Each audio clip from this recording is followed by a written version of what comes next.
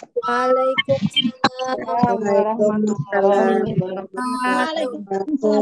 Waalaikumsalam warahmatullahi wabarakatuh. Allah tabarakallah. Ini memang 161 orang yang tercatat. Tapi ternyata suaranya ngalahin 1000 orang. Masya Allah ya. Alhamdulillah ini Siti senang sekali bertemu kembali dengan ayah bunda semuanya. Afwan, suaranya menggema atau jelas? Boleh di komen aja. Jelas. Jelas. Oke, sudah cukup jelas ya.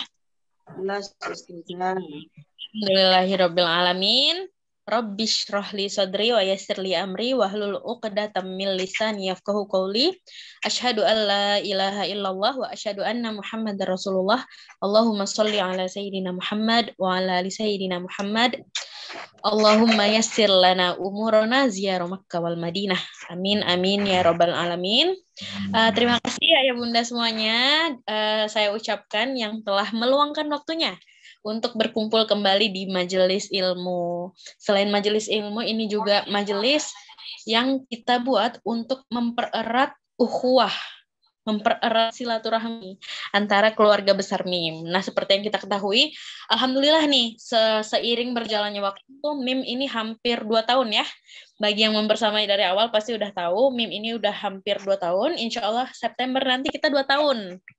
Nah, selama 2 tahun ini, alhamdulillah lebih dari 11.000 orang yang bergabung. Tapi malam ini Allah hanya izinkan 100 orang terbaik untuk hadir di malam ini. Allah tabarak. Oke. Nah, alhamdulillah Siti melihat di sini, masya Allah, tabarakallah, luar biasa. Rata-rata semuanya pada open cam nih, dan mayoritas tetap ya. Pemimpin dunia adalah ibu-ibu. Ini 95% ibu-ibu semuanya. Benar ya, ada Bunda Sumaryati, ada Bunda Wayan, Sriyanti, Bunda Sri Rahayu Bogor, Bunda Truli Solikin. Ini Masya Allah. Sambil kita silaturahmi, sambil boleh di-share terus ya link Zoom-nya. Khawatir teman-teman ada yang lupa, ada yang ternyata malam ini gitu ya. Karena apa? Karena kita mengharapkan ayah bunda ajakin temannya. Nah, nanti ini adalah simulasi kita. Kita di dunia, kita berkumpul dengan orang-orang soleh, kita saling mencari untuk kebaikan. Nanti insya Allah di akhirat tuh kita mencari juga. Oh, misalnya nih, insya Allah nanti ada Bunda Nia Rasidi yang di Bandung sudah masuk surga duluan. Nah, ternyata oh kok dicari Bunda Hartiningsih nggak ada nih gitu. Nah itu tuh Bunda Nia Rasidi karena udah berteman di dunia, ngajinya juga bareng gitu ya. Jadi kebiasaannya aduh nyari gimana nih aku nggak bisa masuk surga dulu kalau aku belum narik Bunda Hartini nih. Nah kayak gitu. Nah jadi harapannya saling mencarilah kita untuk kebaikan di dunia. Saling mencarilah kita untuk kebaikan di dunia, untuk mengaji, untuk kajian. Nah, insya Allah, jika Allah izinkan, nanti kita juga akan saling mencari sampai kita masuk surga bersama-sama. Amin. Allahumma. Amin. Mau ya? Mau sekali. Sudah siap dengan syaratnya? Sudah. Syarat yang paling pertama gampang. Ada yang tahu? Ada yang tahu? Iya, wafat dulu kalau mau masuk surga. Gitu ya. Udah ada yang siap? Belum ya? Ya. Insya Allah nanti ketika Allah sudah panggil kita berarti memang sudah itu waktunya. Nggak bisa bergeser, maju 1 detik, mundur 1 detik, itu nggak bisa. Gitu. Maka dari itu tetap setiap saat itu kita harus mempersiapkannya dengan sebaik-baik mungkin. Nah, salah satunya ini wadahnya adalah MIM. Wadahnya MIM. Kita buat MIM ini untuk ayah bunda mempersiapkan bekal sebanyak-banyaknya. Makanya MIM tuh nggak cuma terpaku di menghafal. menghafal yang kelas, misalnya kelas siang aja gitu, terus kelas malam aja. Kita juga ada belajar tajwidnya, kita juga silaturahmi seperti ini. Jadi nanti enak nih kalau misalnya Siti main ke Bandung, oh Bunda Nia, halo Bunda Nia, Assalamualaikum, Siti di Bandung Bunda, gitu. Oh iya boleh mampir, gitu kan enak. Jadi insya Allah nanti kalau keluarga besar Mim nih udah insya Allah solid ya, karena memang bunda-bunda semuanya udah, ayah bunda semuanya udah Siti anggap seperti orang tua sendiri. Jadi nanti kalau misalnya bunda ke Pontianak, insya Allah kita jamu dengan baik. Nah mungkin nanti ketika kita main keluar gitu ya, kita bisa meet up, istilah kerennya mah meet up gitu ya. Iya, jadi nanti kan kita nggak perlu tuh lagi nginep-nginep di hotel, nginep di rumah bunda aja Mbak Siti, kata bunda Nia. Siap bunda, gitu. Amin ya, amin Allahumma amin. Insya Allah indah sekali. Mim ini rancangan kita tuh ke depannya tuh kayak kemana-mana kita udah nggak khawatir gitu.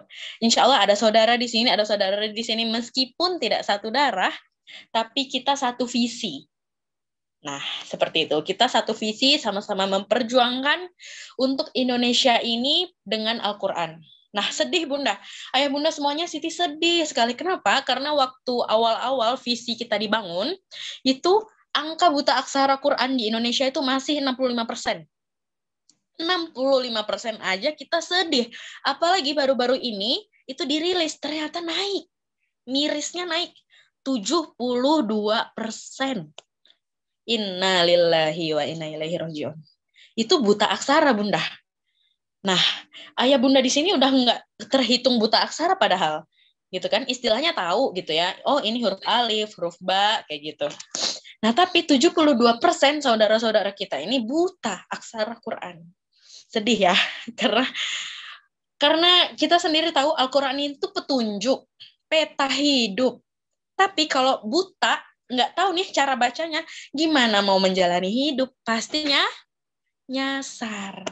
Nah, alhamdulillah di malam ini, alhamdulillah KYN, mohon izin ya ayah bunda, sebenarnya bukan pemateri menyebutnya, tapi berdiskusi aja, kita sharing aja, sharing ringan, karena insya Allah next ke depannya Zoom silaturahmi itu akan lebih banyak sharingnya bareng Siti gitu. Jadi ayah bunda semuanya mungkin kita sharing aja seperti itu, bukan bermaksud menggurui, karena memang kita di sini sama-sama belajar. Siti juga muridnya KYN, atas ridho dan izin beliau juga insya Allah nanti mencoba untuk menyampaikan apa yang beliau sudah sampaikan kepada Siti. Istilahnya perpanjangan tangan, perpanjangan mulut dakwah, begitulah ya, seperti itu. Mohon doanya insya Allah. Nah, untuk ayah-ayahnya ini jangan sungkan ya, mentang-mentang nanti yang ngisinya perempuan seperti jadi malu gitu. Enggak usah malu. Insya Allah ayah bunda semuanya di sini udah Siti anggap sebagai ayah bunda sendiri, ibu bapak sendiri, begitu ya. Oke, nah alhamdulillahirrabbilalamin, senang sekali malam ini kembali kita hadirkan Zoom silaturahmi. Karena apa? Banyak ayah bunda yang, Mbak, kayaknya nggak bisa deh ini digabung dengan kantin sidak, karena aku nggak tahu yang mana santri mim, mana yang bukan, ya nggak? Benar ya? Nah, itu. Nah, melihat istilahnya keluhan ayah bunda yang kayaknya udah rindu ya, gejolak-gejolak rindu dengan sesama santri mim itu udah tidak terbendung lagi. Jadi kita bikin agenda Zoom silaturahmi ini. Insya Allah ini akan kita rutinkan setiap hari Senin. Pada setuju apa enggak nih kalau Zoom silaturahminya kita bikin setiap Senin malam? Setuju? Setuju. Alhamdulillah. Masya Allah. Ya, Bunda Khairiyah banget kangen. Duh, bunda-bunda aja kangen, apalagi Siti gitu. Luar biasa. Memang ini ya, rasa rindu antar keluarga itu nggak bisa kita bohongi. Pasti kangen gitu. Meskipun Siti sama Bunda Nia nggak pernah ketemu. Face-to-face itu nggak pernah. Siti sama Bunda Eni Kencani nggak pernah ketemu sama sekali. Tapi alhamdulillah sayang gitu.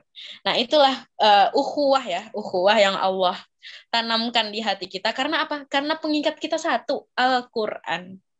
Sebaik-baiknya pengikat gitu. Gitu ya ayah bunda. Oke. Alhamdulillah itu pembuka aja. Mungkin insya Allah ya, jika Allah izinkan, hari ini Siti pengen berdiskusi tentang sesuatu yang luar biasa. Mengingat ini akan memasuki bulan Ramadan ya. Bulan Ramadan ini terdapat beberapa peristiwa hebat. Ada yang bisa sebutin salah satunya?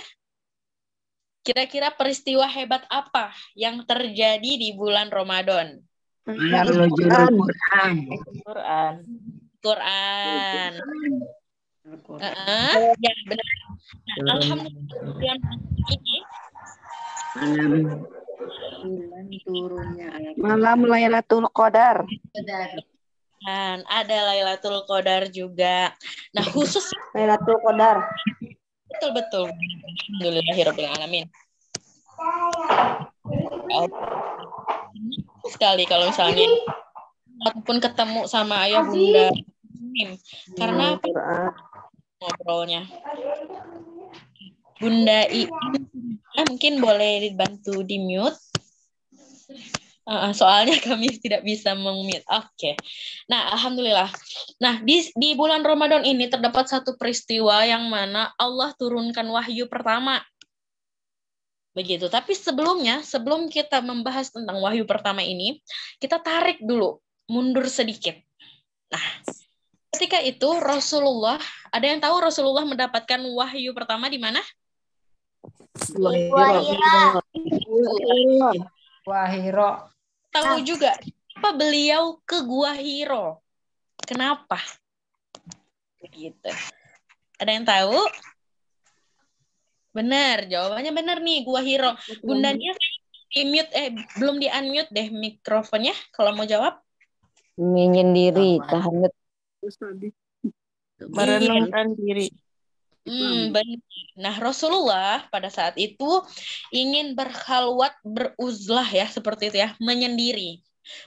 Menyendiri atas apa? Kenapa Rasulullah aja, seorang Rasulullah yang sudah merupakan kekasih Allah Subhanahu wa taala, memilih untuk menyendiri di sebuah gua yang namanya Gua Hiro. Nah, Gua Hiro ini ada di puncak Jabal Nur. Mungkin ayah bunda yang sudah Allah izinkan, Allah undang ke Mekah Madinah ya, mungkin sempat bermain ke sana, dan kalau misalnya rezeki bisa sampai naik ke puncak ya, gitu kalau kuat. Nah, ini ada di puncak Jabal Nur dan di kota Mekah, seperti itu. Nah, apa yang kenapa Rasulullah berhalwat ataupun beruzlah? Untuk alasannya, ini Rasulullah itu ingin mengasingkan diri. Atas segala hiruk pikuk yang terjadi, itu Rasulullah ingin mengasingkan diri, ingin menyendiri. Apa yang beliau lakukan? Beliau ingin menghabiskan waktu beliau untuk beribadah, lebih mendekatkan diri kepada Allah. Terus memikirkan juga keagungan-keagungan yang sudah Allah perlihatkan di sekitar beliau. Bahkan Rasulullah aja seperti itu. Setelah mumet dari semuanya, itu beliau menyendiri. Beliau melihat keagungan-keagungan Allah di sekitarnya. Seperti itu. Nah, itulah yang beliau lakukan. Juga menyucikan diri, mengintrospeksi diri juga beliau nih. Dan untuk berkhalwat di Gua Hiro ini, alhamdulillah Rasulullah menjadikan ini media yang sangat luar biasa. Untuk apa? Untuk lebih mencintai Allah. Nah, bisa kita tarik kesimpulan. Saat sudah hiruk pikuk, sudah banyak masalah, dijahatin sama orang banyak, Rasulullah memilih untuk menyendiri, untuk lebih dekat dengan Allah, membaca sekelilingnya dan keagungan-keagungan Allah itu, dan menjadikan momen menyendiri ini menjadi media untuk lebih mencintai dan lebih dekat dengan Allah. Nah, kira-kira apa yang bisa kita ambil pelajaran dari Rasulullah ini? Ketika punya masalah, ayah bunda gimana responnya? Masalah A belum selesai, datang masalah B. Masalah A belum selesai, datang masalah C. Ini bunda, ayah bunda, kalau misalnya kita langsung respon, meledak, ya nggak? Gitu. Nah, pasti butuh istilahnya langkah untuk menenangkan diri dulu. Seperti itu. Satu langkah untuk menenangkan diri, untuk Oke, apa ini? Apa nih masalahnya? Kenapa? Kayak gitu ya. Kita harus banyak-banyak introspeksi diri. Karena masalah itu, Siti mau nanya ke ayah bunda, ada nggak manusia di bumi ini yang hidup ya, yang hidup tapi nggak punya masalah? Nggak ada. Nggak ada. Berarti ketika dikasih masalah harusnya bersyukur Syukur. dan masih hidup. Hidup. Dulu. Itu dulu yang harus kita pahami. Oh ya Allah, alhamdulillah. Nah, pas udah dapat masalah ABC, ketimpa-timpa banyak gitu ya. Oke, tenangin diri dulu. Bersyukur dulu. Alhamdulillah ya Allah. Ternyata masih dikasih ujian. Masih hidup nih berarti. Gitu ya. Allah masih perhatian gitu. Nah, bayangin kalau nggak ada ujian, itu berarti kita udah dibiarin sama Allah, ya nggak? Padahal ujian itu, kalau misalnya ibaratnya kita sekolah, ketika ujian, terus kalau lolos, naik kelas. Gitu. Kalau misalnya kita bisa merespon masalah itu dengan baik, insya Allah Allah akan angkat derajat kita. Nah, kita mau masuk nih ke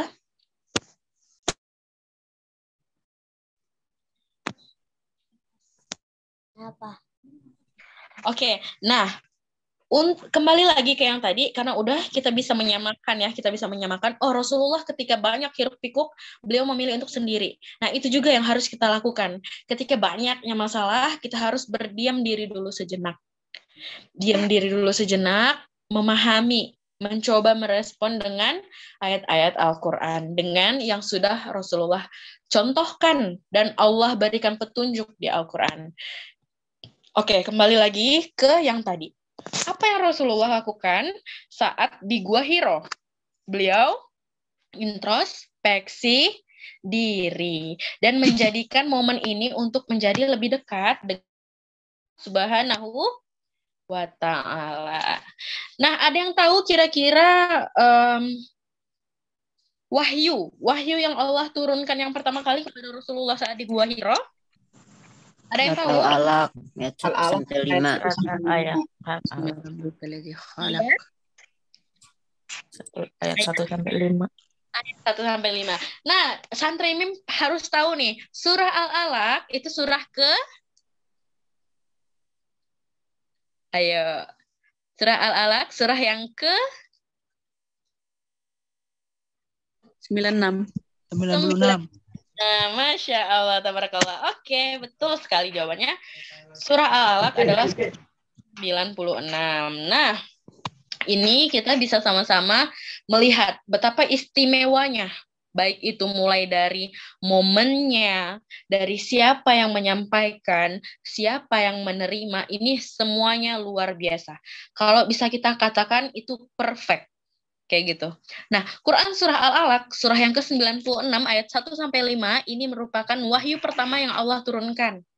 Ini wahyu pertama ya. Jadi bukan Al-Fatihah, mentang-mentang Al-Fatihah surah yang pertama, tapi bukan berarti itu wahyu pertama.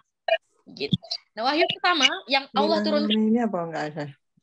Gimana, Bunda?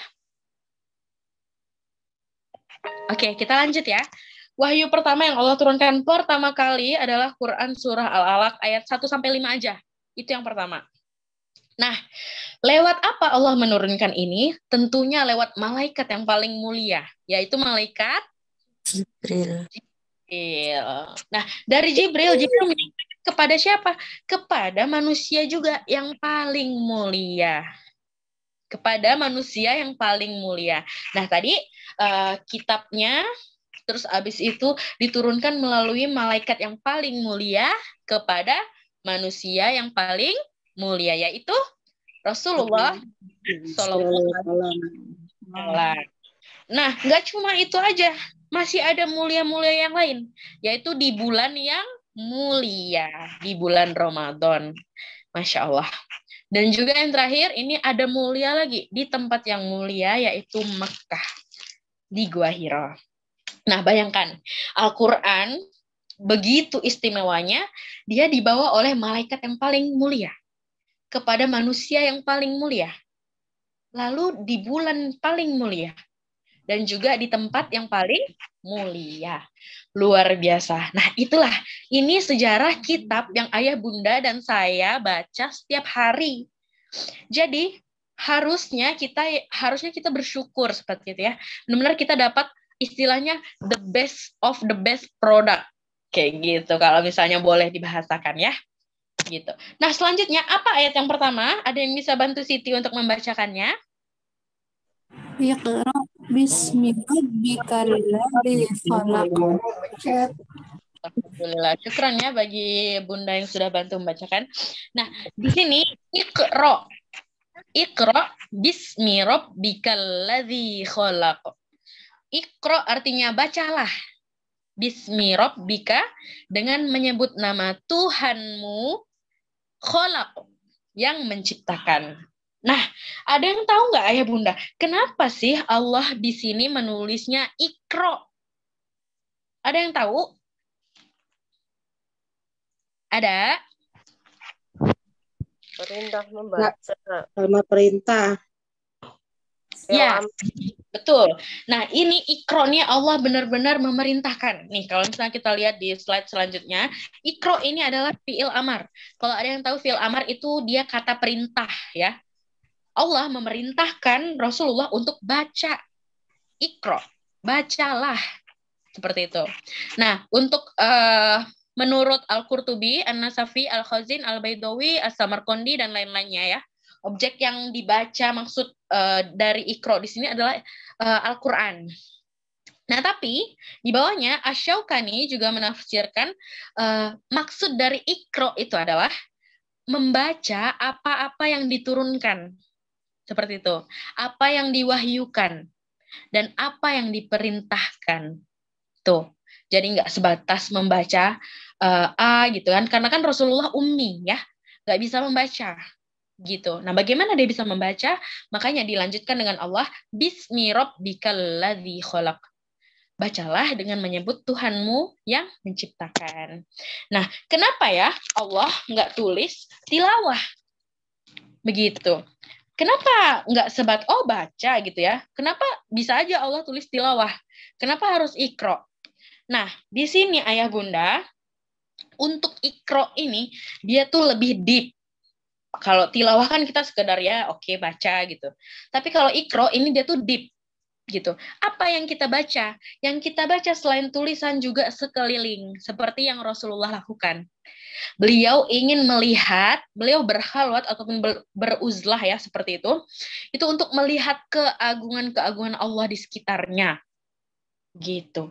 Nih, seperti yang Siti tuliskan, orang cerdas itu bisa membaca peristiwa-peristiwa yang terjadi di sekeliling kita. Nah, membaca apa nih Mbak? Maksudnya membaca apa nih? Membaca peristiwa apa? Baca koran gitu ya? Enggak, bukan membaca peristiwa, tapi membaca sekeliling gitu. Misalnya, kita lagi jalan gitu ya, lagi jalan. Terus ketemu sama orang yang kurang beruntung. Misalnya tidurnya di emperan gitu ya, mohon maaf. Tidurnya di emperan ataupun sedang pernah gitu Siti melihat orang yang qadarullah lagi istilahnya apa tuh namanya? mengais-ngais sisa makanan di tong sampah gitu. Nah, kalau kita sebagai orang yang cerdas, apa yang pertama kali kita lakukan melihat peristiwa itu? Tentunya kita bersyukur. Kenapa? Allah membuat kita kalau misalnya mau makan ditinggal makan, nggak perlu mengais-ngais tong sampah. Gitu. Kalau misalnya kita mau minum, nggak perlu. Kalau misalnya kita mau tidur, istirahat, nggak perlu di emperan seperti orang itu. Tapi kita punya tempat istirahat. Nah itu loh maksud Allah yang baca loh. Setiap yang kita lihat, yang kita dengar, yang kita pegang mungkin. Nah itu tuh tidak ada sedikit pun meleset dari yang sudah Allah tuliskan di Lauhul Mahfuz. Begitu ayah bunda. Nah jadi ketika kita bisa membaca peristiwa-peristiwa itu terus membuat kita semakin dekat ya, semakin taat, semakin membuat kita cinta kepada Allah, itulah dia orang yang cerdas yang sesungguhnya. Yang bisa Iqra, nggak cuma tilawah. Seperti itu. Nah, lalu lanjut lagi. Terus gimana, Mbak? Nah, ini yang Allah ingin sampaikan. Seperti ada di Quran surah Ali Imran, surah ketiga ayat 191. Tujuan kita apa nih, Mbak? Sekarang nih, Mbak, kalau misalnya udah bisa Iqra, kita pengennya big goals besarnya adalah kita pengen semua yang kita lihat itu bermakna dan mengandung pesan terhadap Allah. Itu. Karena sudah Allah tuliskan di Quran surah Al-Imran ayat 191. Alladzina yadhkuruna Allah qiyaman wa qu'udan wa 'ala junubihim ila akhirih. Artinya yaitu orang-orang yang mengingat Allah sambil berdiri. Berdiri ingat Allah. Duduk ingat Allah. Baring pun ingat Allah.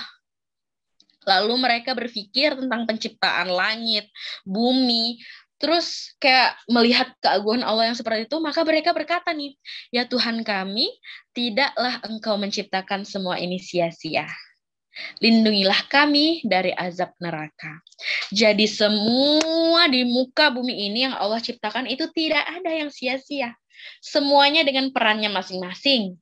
Langit, kita lihat itu, Masya Allah, bisa-bisanya Allah menciptakan yang luar biasa langit, nggak ada tiangnya loh.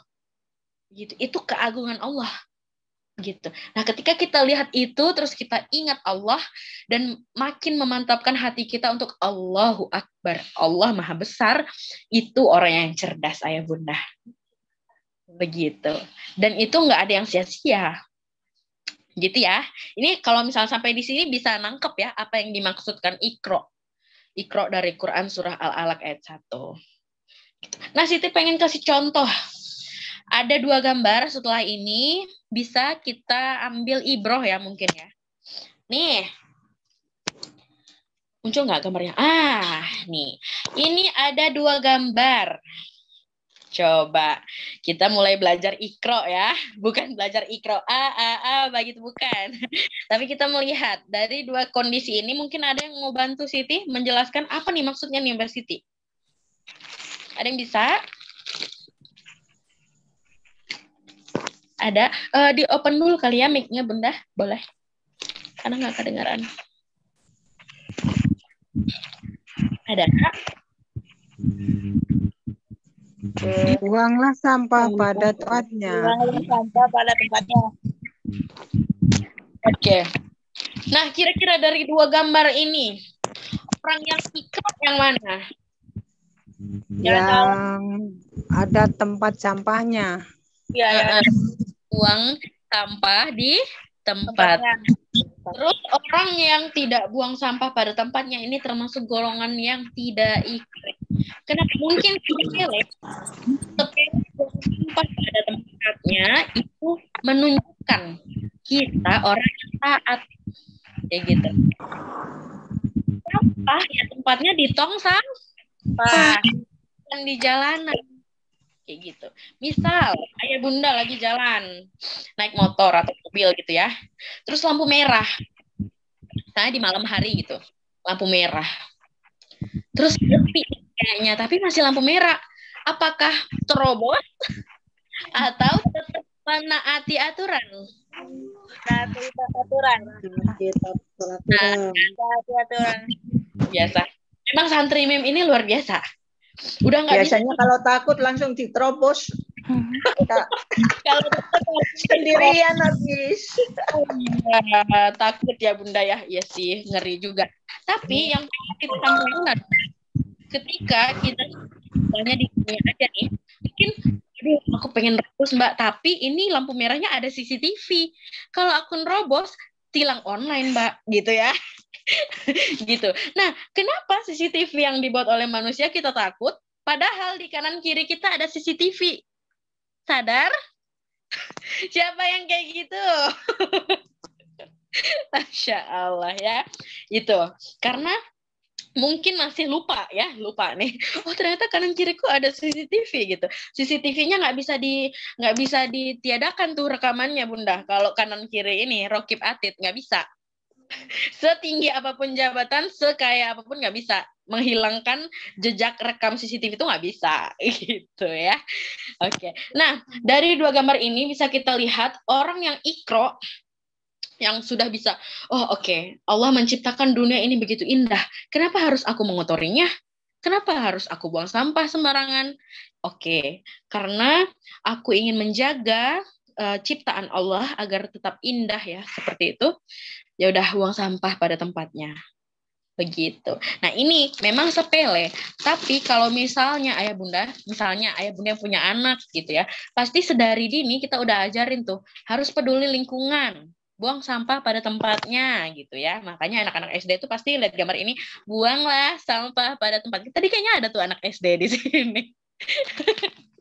Oke, gitu ya, lanjut. Nah, kenapa yang buang sampah pada tempatnya itu bisa ikro? Terus yang buang sampah sembarangan, ini dia nggak bisa ikro. Nah, orang yang nggak bisa ikro ini juga Allah tulis. Allah cantumkan di Al-Quran. Di surah apa? Ini, ada nih. Ngeri banget. Kenapa? Nah, ketika dia tidak buang sampah pada tempatnya, berarti dia tidak peduli. Ketika dia tidak peduli, maka dia tidak bisa ikro, tidak bisa melihat makna. Ketika dia tidak bisa melihat makna, tidak bisa melihat arti, maka dia tidak bisa mendekat kepada Allah. Tuh, ngeri kan? Padahal hanya sesimpel, oh ya udah, buang sampah sembarangan, nggak ada yang lihat gitu. Bisa nih, ada 2 CCTV gitu. Nah, ini kalau dijadikan habit, bahaya. Bisa membuat kita tidak mendekat kepada Allah. Masa sih Mbak yang benar? Tuh, lihat aja ada di Al-Quran gitu. Di Al-Quran surah Al-A'raf ayat ke-179. Nih, dibaca. Walaqad zara'na li jahannama katsiran minal jinni wal ins. Tuh, ngeri kan? Ila akhirih. Artinya, dan sungguh akan kami isi neraka jahanam banyak dari kalangan jin dan manusia. Tuh, ngeri Pol. Karena apa? Ada kita di situ, Bunda. Ayah, Bunda. Ayah, Bunda, ada kita di situ. Wal ins, manusia. Ayah, Bunda, saya, manusia. Ya. Berkesempatan nggak masuk terjerumus ke ayat ini? Berkesempatan. Kalau kita membiasakan diri kita untuk tidak peduli, tidak ikro. Nah, itu. Karena kita kan hidup atas kebiasaan-kebiasaan ya. Nah, kalau kebiasaan kita tidak pedulian, oh ya udah, bukan sampah. Lihat sampah gitu ya di jalan. Oh ya udah, bukan sampah aku. Padahal Allah sengaja tuh nunjukin ke dia sampah. Biar apa? Oh Siti Fatimah, lihat itu ada sampah. Kamu dosanya masih banyak. Buanglah. Beramal soleh gitu ya. Meskipun itu bukan sampah kamu. Tapi si Siti ini, yang nggak pedulian ini, nggak diambil peluang amal solehnya. Rugi besar gitu. Kalau misalnya guru saya pernah menyampaikan ya, ketika kita melihat peluang amal soleh di depan mata, segera diambil. Kenapa? Karena menurut Allah kita masih kurang banget amal solehnya. Makanya ditunjukin nih, kerjain, nih kerjain, nih kerjain. Kalau kita melewatkan itu, rugi. Gitu. Makanya setiap ada peluang, kesempatan berbuat baik, beramal soleh, langsung sikat gitu ya. Apalagi ini bulan Ramadan nih, nanti nih, insya Allah bertaburan peluang-peluang amal soleh. Seperti itu. Oke, lanjut. Kenapa di neraka jahanam itu banyak dari kalangan jin dan manusia? Nih, bayangin, Allah udah menyebutkan ini loh dari dulu. Bahkan sebelum kita lahir ya, ini dari dulu nih. Al-Quran nggak ada amandemennya. Ya, dibaca. Mereka memiliki hati tapi nggak dipergunakannya untuk memahami ayat-ayat Allah. Tuh, punya hati tapi nggak digunakan untuk memahami ayat Allah. Yang kedua, mereka punya mata tapi nggak digunakan untuk melihat tanda-tanda kebesaran dan kekuasaan Allah. Tuh, hati kita, mata kita nggak dipakai untuk melihat kebesaran-kebesaran Allah. Terus punya apa lagi mereka? Mereka punya telinga, tapi nggak digunakan untuk dengerin ayat-ayat Allah, malah dengerinnya yang lain-lain. Gitu. Nah, ini insya Allah akan menjadi pengisi neraka jahanam. Na'udzubillah Na'udzubillah. Punya hati, punya mata, punya telinga. Nih, bahkan di ujung ayat Allah menyampaikan mereka seperti hewan ternak. Bahkan lebih sesat lagi. Bayangin ayah bunda. Bayangin. Bahkan dengan hewan ternak aja kita lebih sesat. Seseram itu. Berawal dari mana? Berawal dari ketidakpedulian. Sepele kan? Sepele. Tapi kalau dibiarkan berlarut-larut, dia akan jadi habit, terus jadinya kebiasaan nggak peduli, ujung-ujungnya nggak deket sama Allah, ujung-ujungnya itu. Seperti yang Allah sebutkan ini, kita jadi manusia yang punya hati, punya mata, punya telinga, nggak dipakai. Jadinya lebih sesat dibanding hewan ternak. Mereka itulah orang-orang yang lengah. Nah, semoga kita semua, seluruh keluarga besar Santri Mem ini tidak termasuk ke dalam golongan-golongan ini. Amin Allahumma. Amin. Insya Allah gitu ya. Terus ada contoh lagi gambar. Nah, membahas Iqra. Ini yang pertama gambarnya apa? Muncul nggak ya gambarnya? Muncul ya. Yang pertama gambarnya apa ya Bunda? Roti. MotoGP. Balap. Pedrosa. Oke, nah pokoknya ini pembalap aja gitu ya. Terus ada yang main bola, ada yang latihan. Nah ini kabarnya pembalap ini lagi latihan, Bunda. Anggap aja ini lagi latihan ya. Oke, nah pembalap sama pemain sepak bola itu sebelum dia bertanding, apa yang dia lakukan? Latihan. Berdoa. Pemanasan dulu. Berdoa. Benar. Nah, ketika ada latihan, apa yang dilihat? Misalnya pembalap melihat apa saat latihan? Arena sirkuitnya. Yang jalan yang akan ditempuh. Sirkuitnya. Harus belok gitu ya, kapan dia harus belok? Oh ternyata ada lubang, nggak mungkin. Kayak di sirkuit nggak mungkin ada lubang ya. Oke. Nah kalau pemain bola, apa yang dilihatnya saat latihan? Lapangan bola. Pangan sekitarnya. Lapangan sekitar.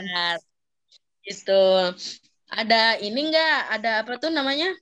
Ada lapangan yang mungkin dalam, lubangnya, yang ada gundukannya, ada tunggulnya. Tunggul ngerti nggak ya Bunda? Gundul. Oke, gawang sebelah mana gitu kan. Nah, mereka aja ini gitu, kita di dunia ini melihat mereka aja latihan. Mereka Iqra. Kalau misalnya dimasukkan ke bahasan kita hari ini, mereka itu Iqra loh sebelum bertanding gitu. Nah, kita misalnya nih pembalap nih Iqra arena sirkuitnya. Kalau misalnya dia mau menang misalnya Bunda siapa ya? Bunda Nia pembalap gitu ya. Bunda Nia pembalap. Terus mau lomba tentunya pas latihan Bunda Nia nih aku harus menang nih, aku harus menang. Gak bisa. Nah, makanya pas latihan dia benar-benar nih Bunda Nia benar-benar melihat oh arena sirkuitnya kayak gini, nanti aku beloknya seperti ini. Itu udah diperhatikan semuanya. Itulah aktivitas Iqra. Paham sampai sini? Nah, begitu juga dengan pemain bola. Saya Bunda Hartiningsih, pemain bola. Masya Allah. Bunda Hartiningsih, pemain bola latihan. Pokoknya klub kita harus menang, kita harus latihan. Makanya baca dulu nih lapangan. Oh, lapangannya segini. Oh, di situ nanti lawannya mungkin kayak gini. Pokoknya macam-macam lah latihan gitu ya, biar pas hari H lomba itu udah menguasai. Nah, Iqra itu juga seperti itu ya Bunda. Iqra kita melihat gitu ya, mengamati. Oh, begini. Nanti ketika datang ujiannya ataupun datang momen untuk kita lomba ya, saat kita misalnya mendapati masalah. Nah, itulah momen kita lomba misalnya.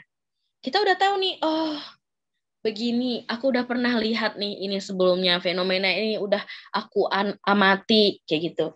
Oh, qadarullah Allah tontonkan Allah ataupun Allah tampakkan misalnya tetangga berantem Pak Sutri gitu ya.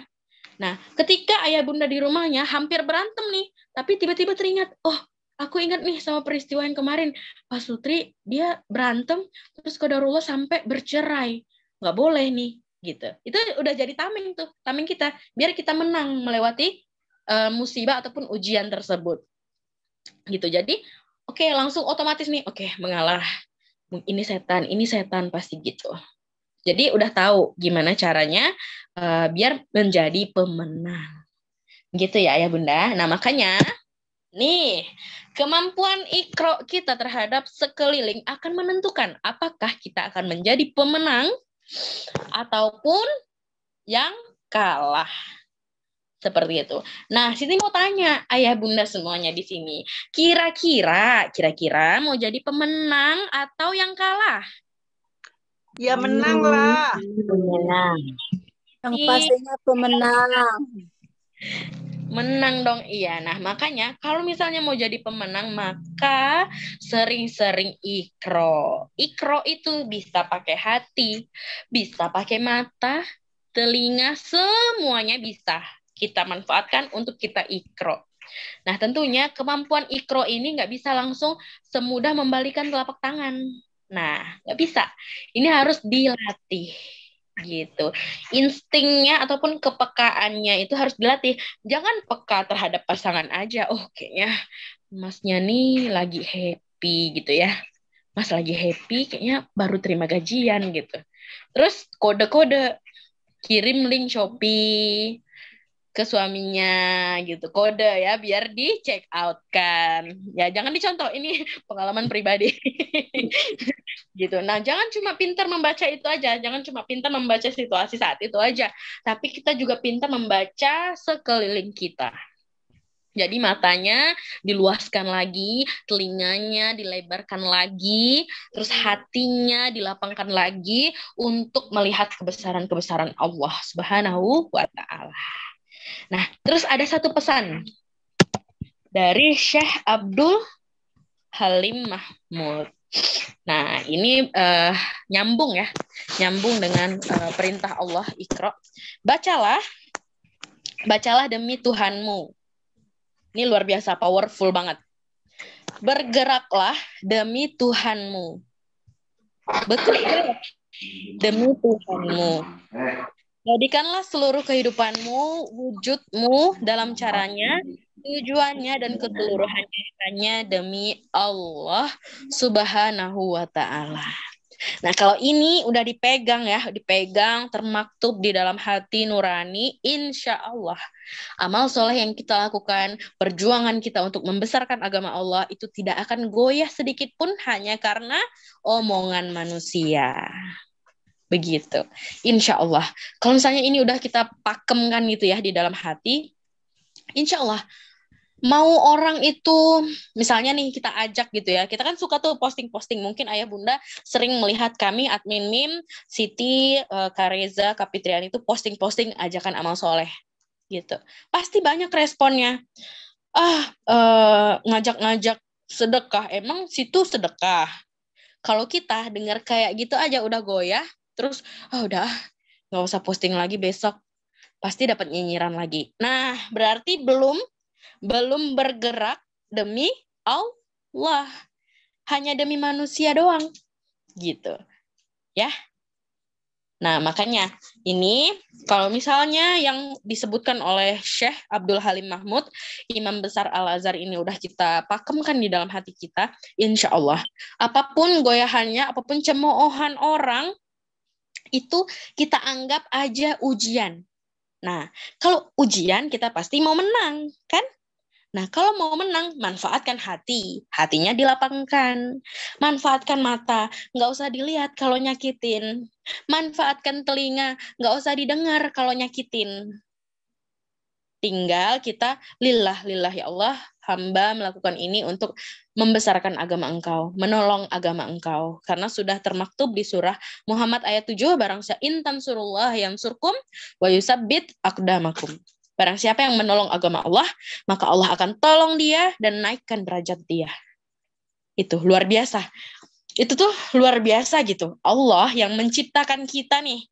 Kita ini ciptaannya gitu. Tapi yang menciptakan kita memberi janji yang luar biasa. Bayangin, kita nolong. Nih, kita nolong. Anggaplah kita ngasih 1. Tapi Allah membalasnya, oke, aku tolong balik, aku naikkan derajatmu. Nah, bayangkan. Gitu ya ayah bunda.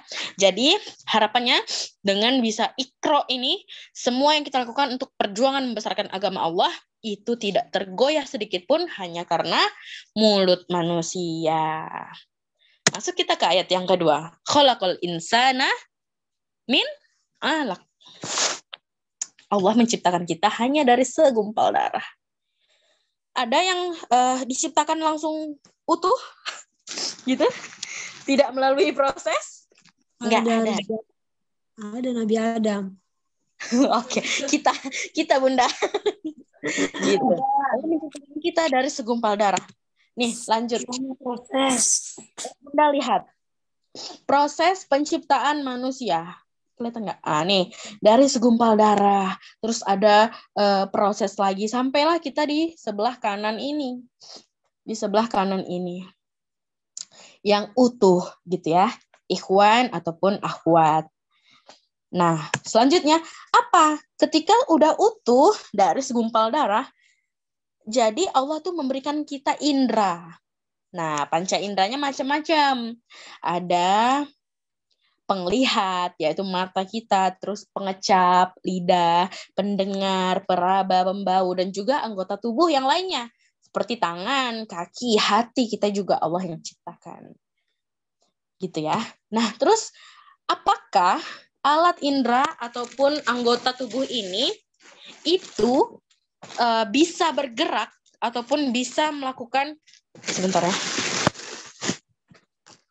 bisa melakukan hal yang kita inginkan tanpa aktivasi iman? Sebentar, ini kok. Oke, maaf ya bunda ya, tadi kepencet. Oke. Nah, ini ayah bunda untuk ini ya, apa tuh namanya? Alat panca indera. Panca indera kita itu dia terbatas. Mata ya akan jadi mata aja. Telinga akan jadi telinga aja. Gitu. Hati ya jadi hati aja. Kuncinya di mana? Di aktivasi iman. Nah, dia akan bisa menjalankan perannya dengan baik sesuai dengan maunya Allah ketika iman kita udah diaktifasi. Begitu, ayah bunda semuanya. Nah, bagaimana Mbak cara aktivasinya gitu? Kalau misalnya nomor mah diaktifasi tinggal registrasi pakai kakak bunda. Gitu ya. Kakak pakai KTP gitu. Itu kalau kartu seluler. Tapi kalau hati, kalau tangan, kalau mata itu butuh aktivasi iman. Bagaimana Mbak Siti caranya nih? Masuk lagi ke ayat selanjutnya. Oh belum ya? Iqra. Allah ulangi lagi. Iqra. Baca.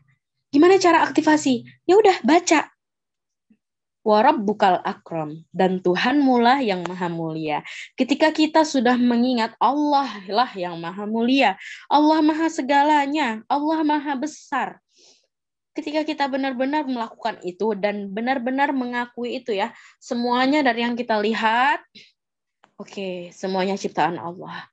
Dari yang kita dengar ayat-ayat Al-Quran dilantunkan. Terus kaki kita juga melangkahnya ke masjid. Itu salah satu contoh aktivasi iman. Karena kita udah sadar. Gitu ya. Udah sadar bahwa yang paling mulia dari semuanya adalah Allah Rabbul Alamin. Gitu.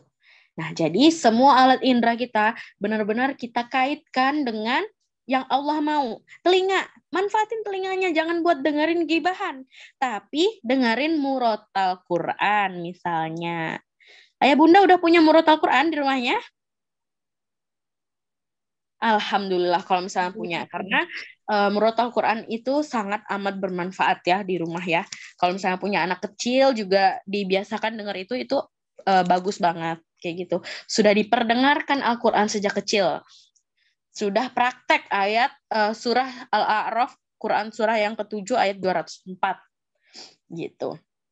Terus telinga, habis telinga matanya digunakan untuk melihat yang baik-baik, melihat kebesaran Allah Subhanahu wa taala. Gitu. Terus Apalagi Mbak Siti? Terus kakinya dimanfaatkan untuk apa? Untuk ke tempat yang baik, yang Allah mau. Kemana? Ke masjid, ke majelis taklim gitu, menuntut ilmu, terus belajar agama Allah, mengaji gitu ya misalnya. Terus tangannya ikut kelas MIM. Nah, itu udah salah satu aktivasi iman. Gitu ya ayah bunda nih. Kalau misalnya kita pengen lihat, nih ini nanti yang ditanyakan nih sama Allah nih. Mata, telinga, mulut, lidah, kaki, jari tangan digunakan untuk apa? Begitu ayah bunda. Mata, telinga, mulut. Mulutnya nih ngomongnya apa aja nih? Apakah ngaji atau ngomongin orang? Lidahnya juga. Kakinya ke masjid atau ke tempat maksiat. Tangannya nih untuk apa? Untuk banyak-banyak bersedekah atau untuk apa gitu.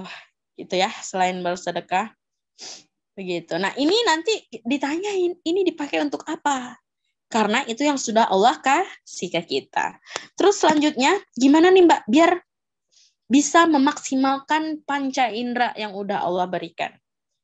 Lanjut ke ayat berapa ini ya Bunda? Ayat berapa ya? 4, betul. Alladzi 'allama bil qalam. Qalam ini artinya dengan pena. Pena dipakai di panca indera yang mana tuh kira-kira? Tangan. Kok kayaknya ada suara adik kecil ya? Iya, tangan. Nah, di sini Allah sampaikan alladzi 'allama bil qalam, yang mengajar manusia dengan pena. Kenapa pena di sini Allah sebutkan dengan spesifik? Pena ini bisa dipegang dengan salah satu panca indera kita, yaitu tangan. Nah, karena Allah ingin kita membuat sesuatu tulisan dengan pena itu.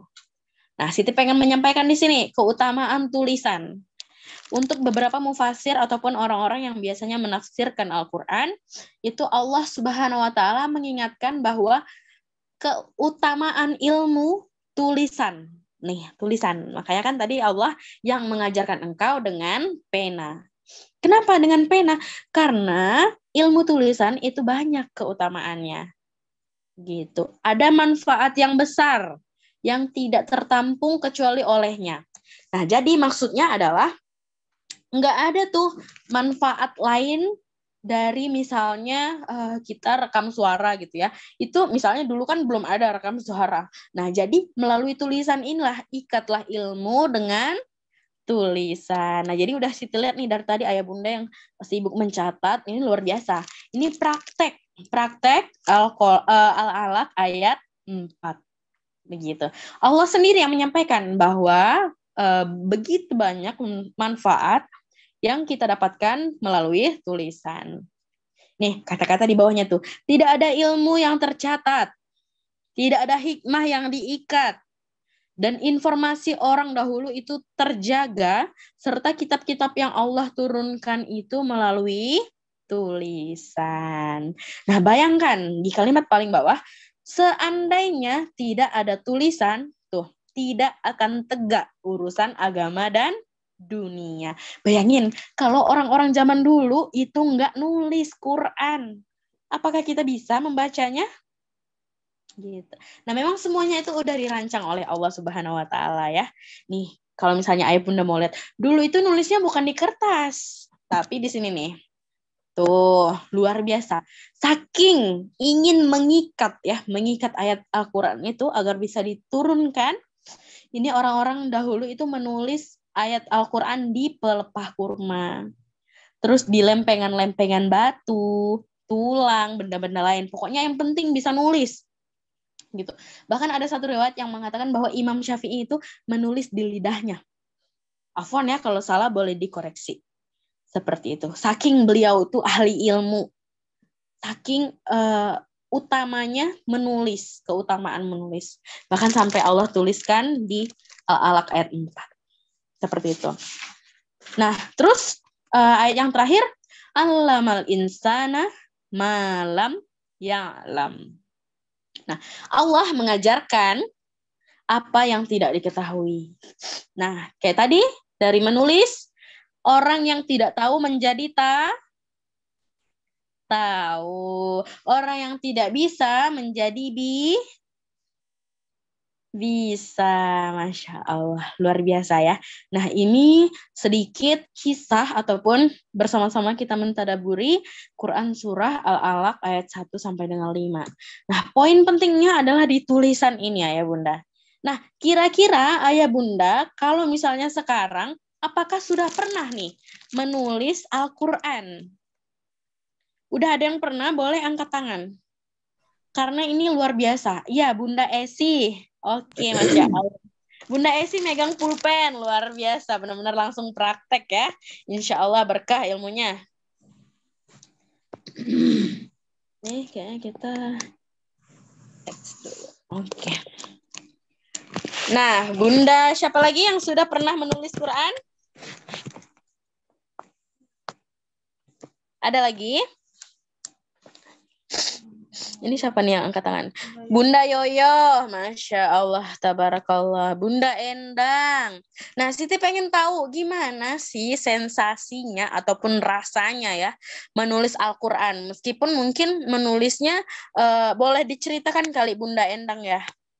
Bunda Endangnya boleh di-highlight? Ya, Bunda Endang boleh cerita dulu. Gimana perasaannya menulis Al-Quran, gimana kok sampai pengen gitu menulis Al-Quran. Silakan Bunda. Ya, ini saja mohon maaf. Dulu kan pernah ada di MIM mengadakan yang challenge itu. Yang challenge itu loh yang untuk menulis 10 juz dalam 1 bulan itu. Nah, saya belum pernah sama sekali ikut. Pas waktu MIM mengadakan itu, saya coba ikut walaupun saya sudah menulis. Baiklah. Ada ini. Masya Allah, masih disimpan. Selesai ya Bunda 10 juz? Masya Allah. Sudah lanjut sampai 13. Masya Allah. Luar biasa. Berapa lama Bunda nulis 10 juz itu? 1 bulan persis. Berapa? 1 bulan. Dulu mulainya tanggal 17 Juli. Selesainya pas 17 Agustus. Masya Allah, berkah selalu. Nah. Terus gimana Bunda yang dirasakan setelah bisa menulis Al-Quran gitu? Padahal kan sebelumnya belum pernah sama sekali ya. Alhamdulillah, Masya Allah bahagia ya. Ya pokoknya luar biasa dah. Yang kaku-kaku juga Alhamdulillah jadi lemes, jadi penasarannya terus. Kemudian juga kita kan kontrol terus ini untuk koreksi-koreksi bacaan. Benar. Sambil nulis berarti sambil baca ya gitu ya. Kalau pas talim yang punya saya yang saya bawa. Jadi kalau untuk itu sembari koreksi. Alhamdulillah. Iya. Alhamdulillah, luar biasa. Nah, ini berarti Bunda nih udah praktek ibaratnya zaman dulu itu menjadi Zaid bin Sabit. Gitu. Beliau yang menulis Al-Quran zaman Rasulullah dulu. Luar biasa. Itu kira-kira habis berapa banyak Bunda pulpennya?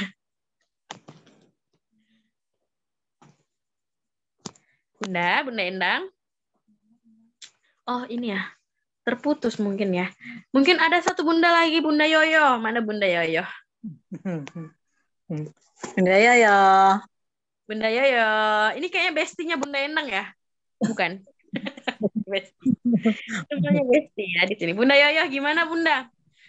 Apa yang membuat Bunda ingin menulis Quran gitu? Ya, mencoba gitu untuk mengikuti challenge yang waktu itu, tapi ya karena waktunya kalau saya itu nggak bisa karena kan sebagai pengajar, jadi waktu-waktu untuk menulis itu tidak sempat sampai bisa selesai. Itu aja Kak Siti. Tapi cuma alhamdulillah mencoba untuk bisa menulis, merasakan sensasi dalam menulis Al-Quran terus hati-hati gitu kan. Jangan sampai ada kesalahan dalam penulisannya. Masya Ya Allah. Barakallah. asik aja pokoknya. Cuma waktunya aja itu karena nggak bisa gitu ya dengan berbagi dengan di sekolah. Jadi waktunya itu sangat sempit banget gitu. Itu aja yang saya rasakan. Terima kasih Kak Siti. Masya Allah. Alhamdulillah ternyata dari dua orang ini wasilahnya ini ya challenge ya. Ya. Apa mungkin kita buat challenge lagi aja? Oke, nah mungkin untuk ayah bunda yang belum pernah menulis Quran ya, dapat juga karena untuk challenge itu pernah kita adain di 2 tahun terakhir.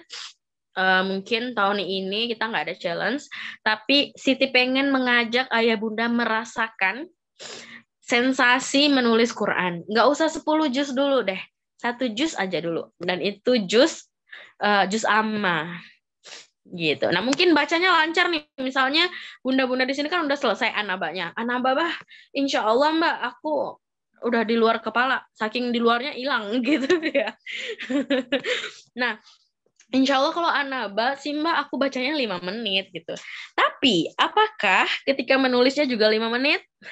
Tentu tidak. Nah makanya Siti pengen mengajak ayah bunda semuanya kita mulai aktivasi nih salah satu salah satu anggota tubuh kita yang sudah tadi Allah izinkan ataupun Allah tuliskan ya di Al-Alaq ayat keempat itu pena. Kita pakai pena untuk kita aktivasi tangan kita. Mumpung momennya Ramadan.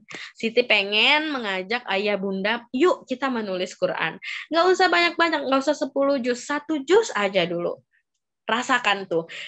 Kemarin sih untuk pemula itu 1 halaman. Anaba berarti 1 halaman itu 1 sampai 30 ya. 1 sampai 30 Anaba itu bisa 15 menit. Gitu. Nah, Siti pengen, setuju nggak nih ya kalau ayah bunda semuanya Siti ajak, yuk kita sama-sama tulis Quran meskipun nggak ada challenge. Setuju. Masih 1 doang aja yang setuju? Setuju. Setuju.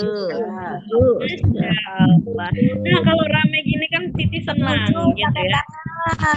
Setuju pakai banget. Nah, alhamdulillah itu nanti kita coba menulis 1 juz aja dulu.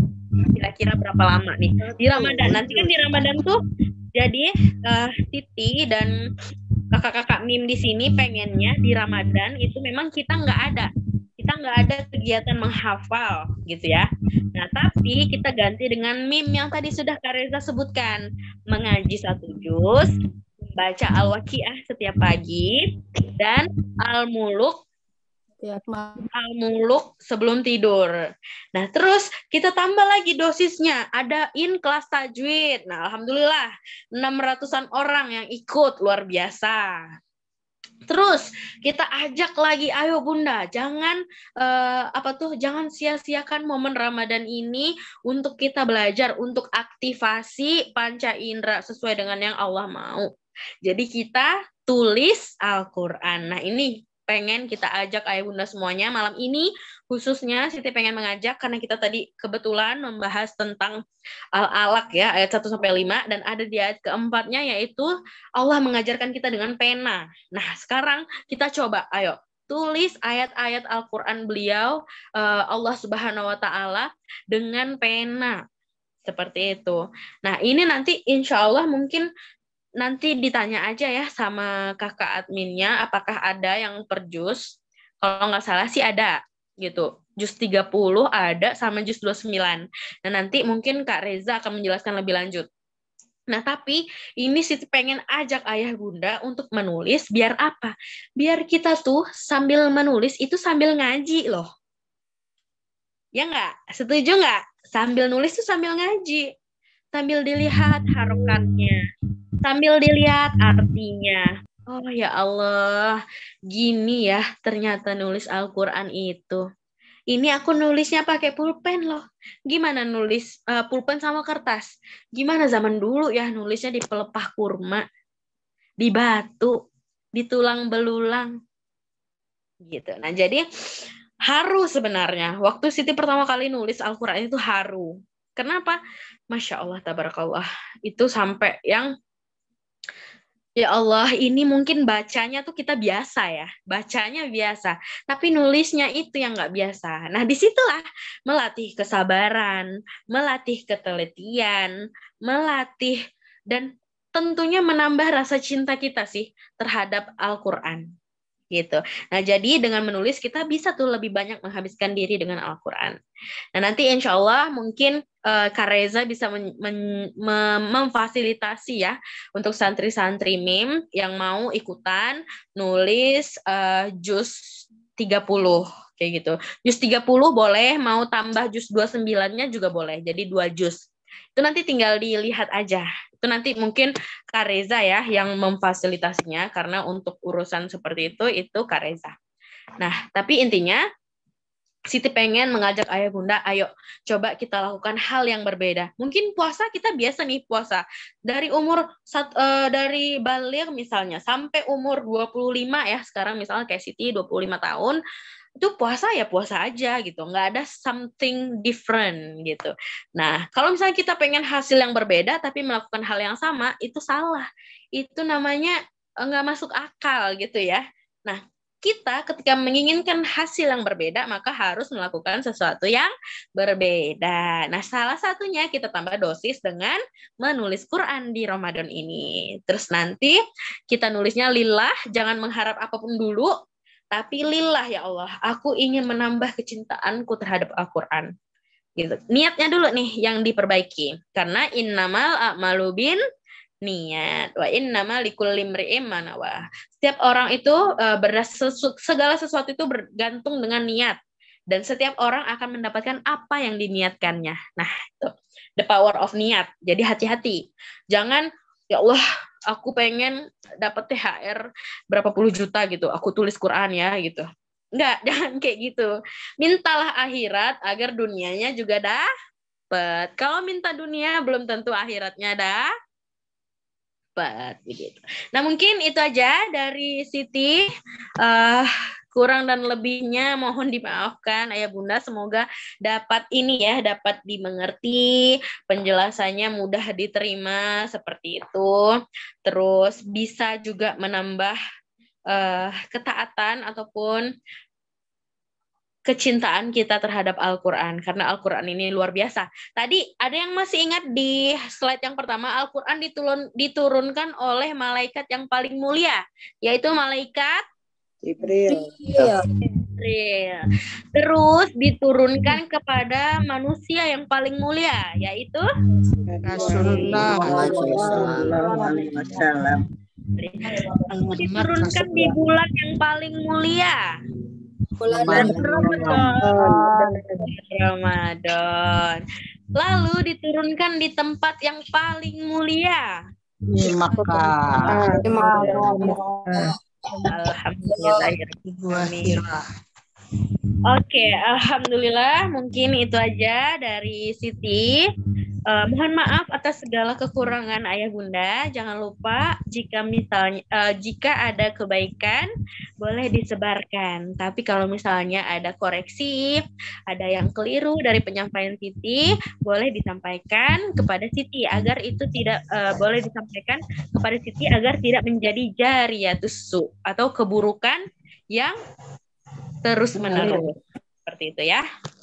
Nah, terima kasih atas perhatiannya. Mohon maaf kalau misalnya masih banyak kekurangan.